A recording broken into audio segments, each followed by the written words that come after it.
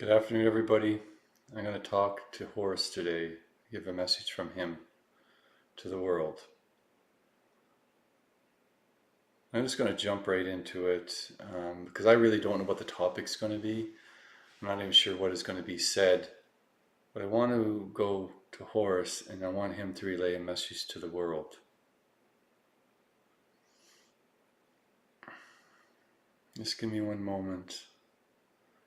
And a lot of the times it's good to breathe in your nose and out your mouth to relax your body and mind before you receive a message.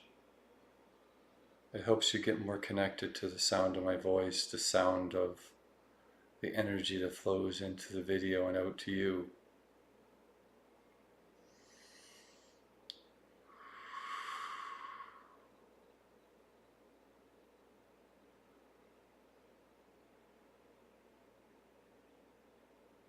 I'm standing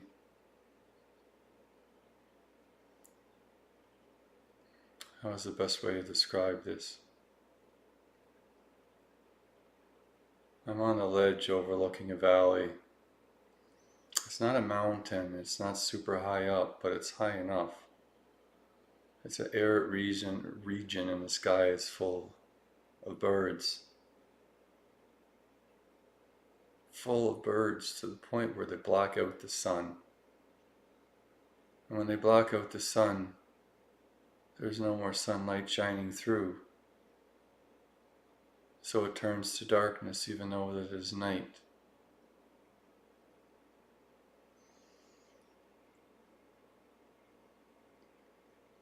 There's a big humanoid bird that flies through all the black birds and punches a hole through it, and there's a pinpoint of light that shines down right where I'm at, and the bird flies right down and stops right above me.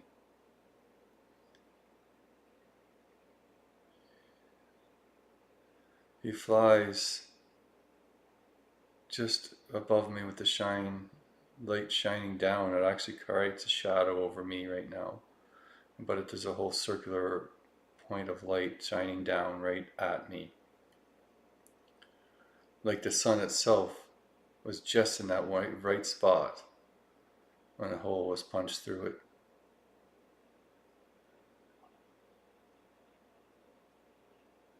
He claps and the birds disperse and the sun shines on the land again. As soon as the sun shines on the land, it comes to life. It becomes a lush grassland with flowers. No trees, but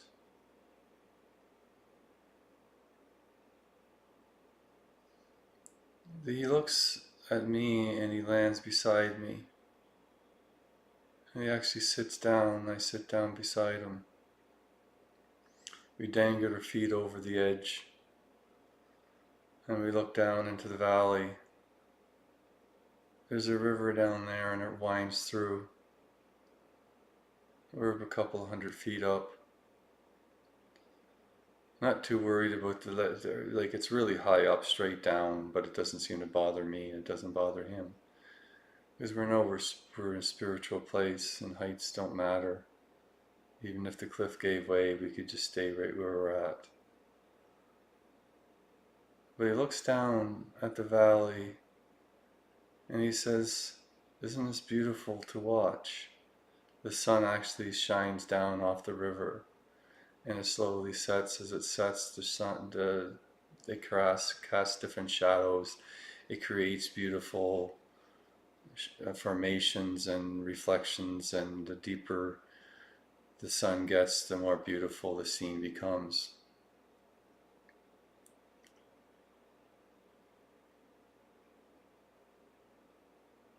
And he looks at me and says,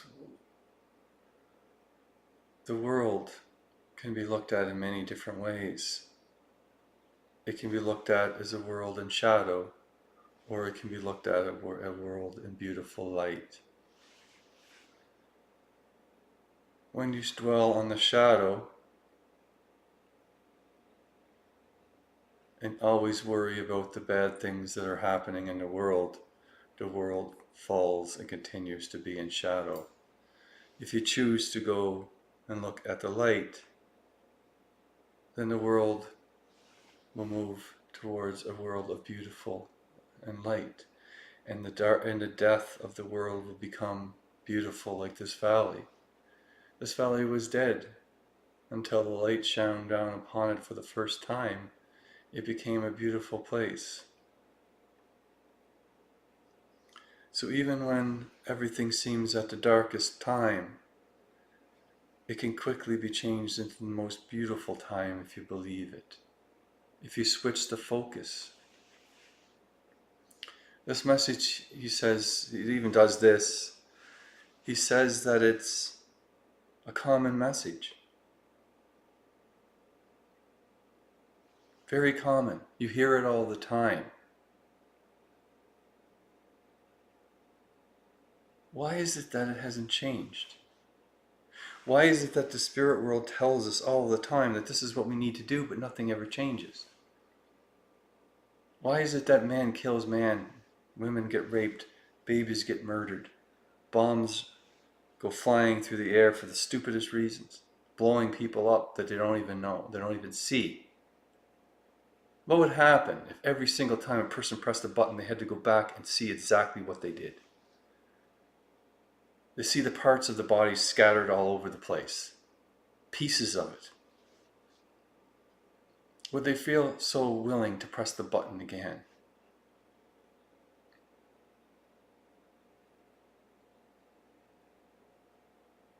When you're playing a video game, shooting and killing people,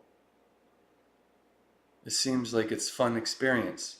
What happens if you went into that video game and you actually did those things? Would it be so fun anymore? For some, maybe it is, but for some, for most, it would not. If you seen everything that you did and the outcome of what it was, seeing that every action that you did in life created a separate reaction, and you've seen how it affected everyone and everything, and how by changing slightly things will change everything. If you're able to make a choice and see exactly what that outcome of that choice was going to be, then you may change things. The problem is that you do not see the outcome of your choices. You don't see the long-term effects. You don't even see the short-term effects most of the time.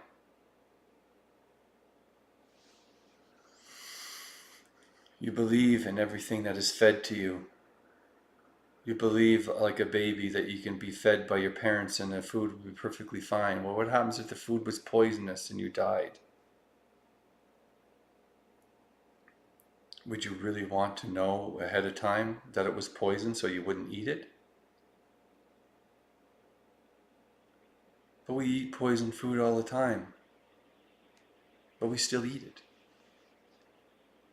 Because we believe we have no choice. We have no way of changing anything.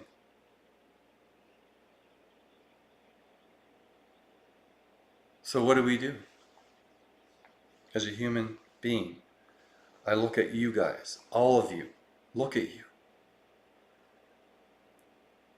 He pulls me really high up in the air and he says, look. And he shows me that a person makes an outcome and the energy sparks. And it goes all over the place for very long ways, actually, because it has interactions with so many different things. And he goes, that person doesn't see past, and he makes a small circle around them. But look at everything that has happened.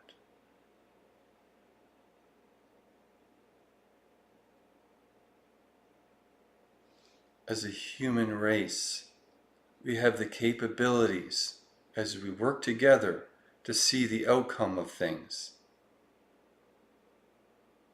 So why don't you choose that?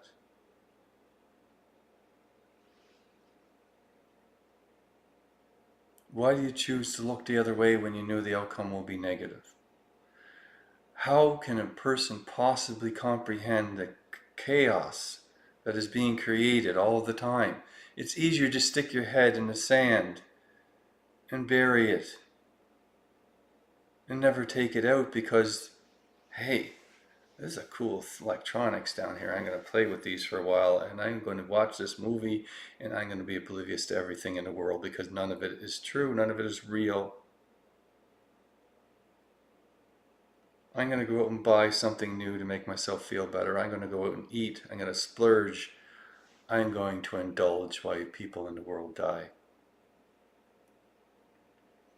I'm going to turn a blind eye to everything and only see what is around me.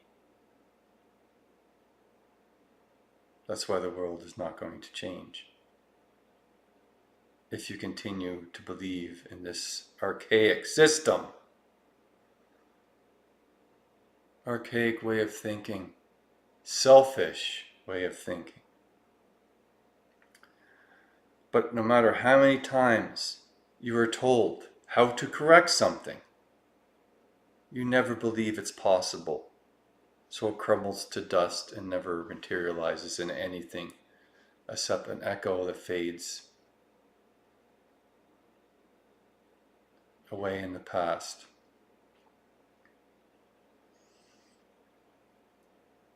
So when we have that message, the simple messages,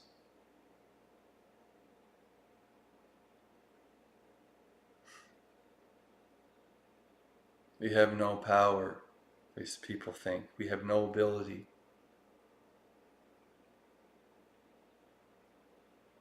As soon as you make those words, you don't have any power. You don't have any ability to change anything. Because you just stated you don't. So you don't. What happens to the people that stand up? They get taken away by the governments and murdered. That's what a lot of people say. But is that actually a true statement? There's people making a difference all over the world. If everybody sat up and said, I am going to be the best person I can be, I'm going to think about what I do and what I say before I say it because I know it might have an effect on people I don't, in ways I don't understand. But maybe sometimes you just make mistakes and you own up to them. I made a mistake. I am sorry, I made a mistake. Things don't work out your way, so they don't work out. But what did you learn from that experience? What did you learn that you can move forward and change to go in the future? What happens when you apologize for making a mistake? Some people might ridicule for it, but there's going to be people that are going to be like, I respect you for what you said.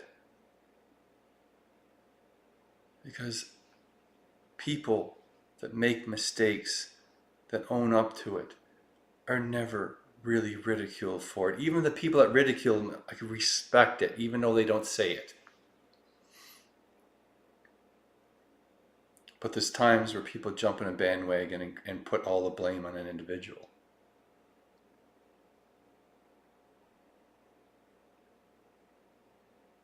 When will things change? That's the question. How do you change the world? I ask this question all the time.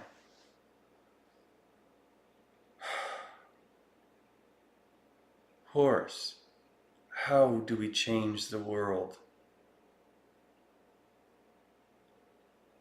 He takes his heart out and places it on a plate. He takes a hammer and smashes it. It spreads all over the table. He takes a pile of ants and they eat his heart.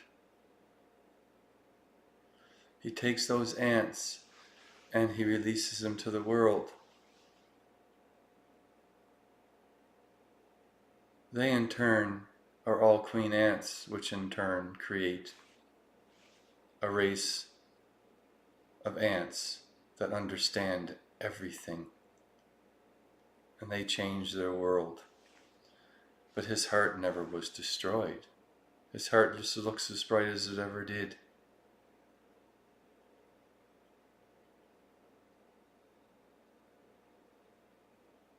When you change yourself, when you change your children, the world will change.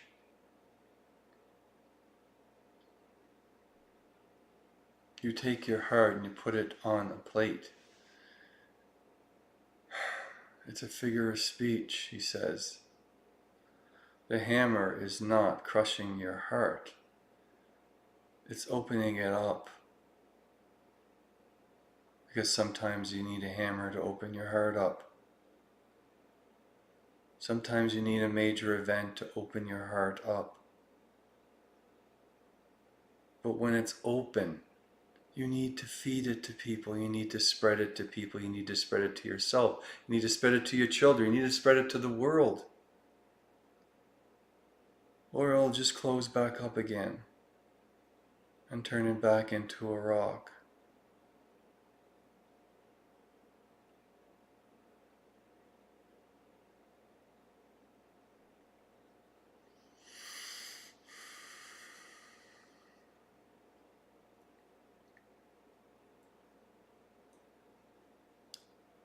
It's interesting, he says, that no matter how many times we say a message, how many times people listen to a message,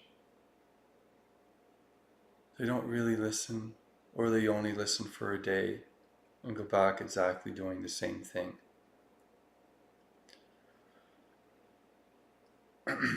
Because society itself needs to change. Every individual needs to change. Excuse me. Your heart needs to open. You need to let it out. You need to share it to the world. You don't force people to change. People need to change themselves. He blows a trumpet. His hair blows back.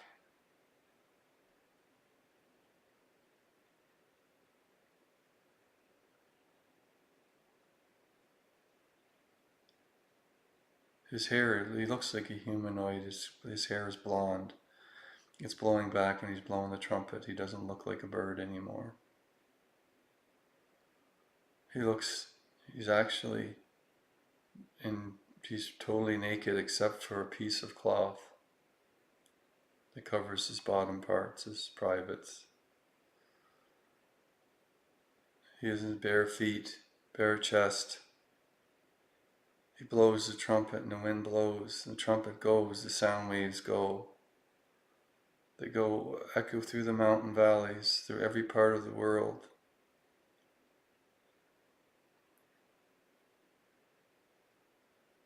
It cracks the ice, it cracks the mountains, and they turn to dust.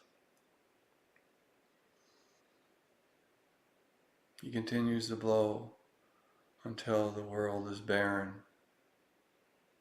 and there's just dust everywhere.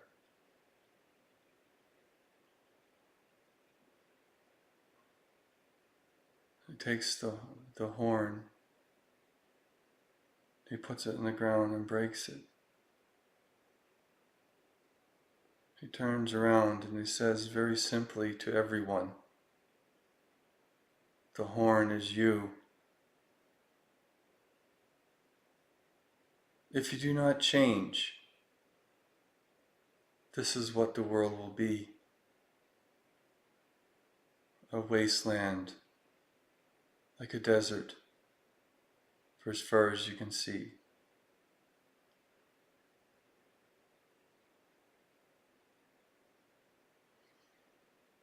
And all you would be the world of is corpses."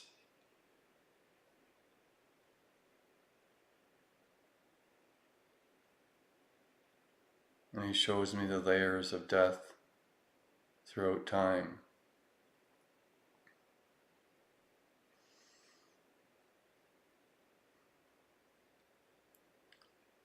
So, the simple questions, the simple answers are usually that easy. We overcomplicate everything. when all we have to do is change ourselves and then pass that love on to others, onto our children, onto our friends, strangers, leaders. Leaders. Do we have any leaders in this country, in this world? Are they takers? Are they greedy? Are they manipulative? If they are, why are they still there? Why do we allow them? Because we have no capabilities of change? We have no ability to stand up and say to our governments that no, this is not acceptable? Or is it going to interfere with your little life? Is it going to change things a little bit? Or is it going to change things a lot?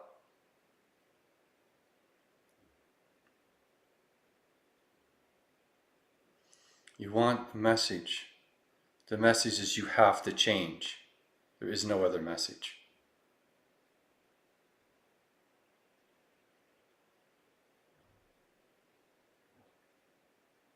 If you do not change, you are going to be rulers of a dust. And you will be dust.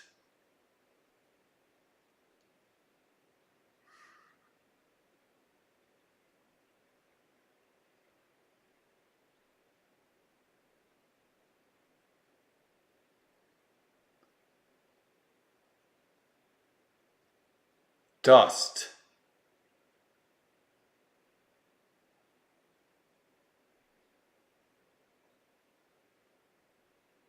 Stop pussyfooting around the real reasons, the real things, the things that need to be done. Stop making excuses.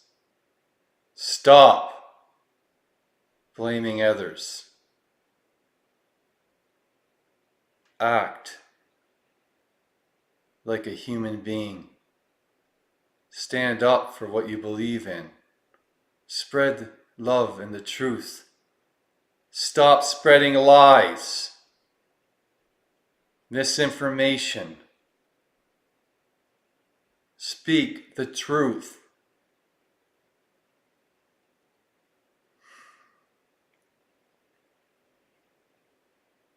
That is my message to you.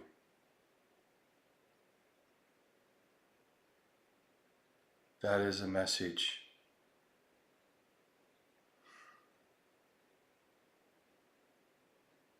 It is in your hands.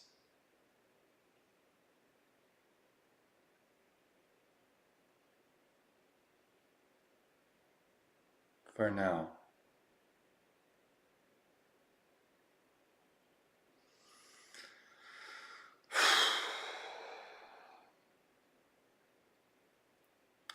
Well, that was a message. It might not be what everybody wanted to hear, but it is what is meant to be.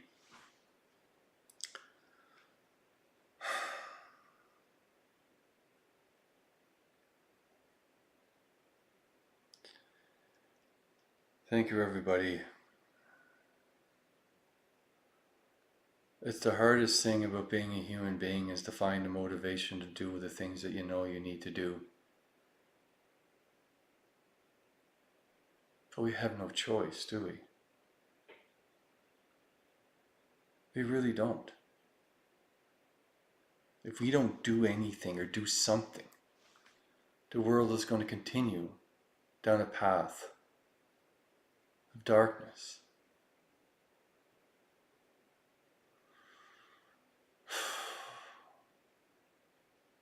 Down a path that does not end well. And it's not that we can't change it, that's the whole problem. That's the message, is that we can change it all. But we need to work together as a human being, a human race, not as separate people.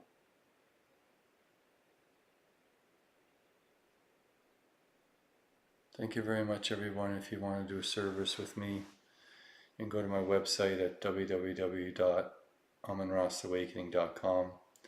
You can visit my Northern Lights page at www.josephbradleyauroras.com.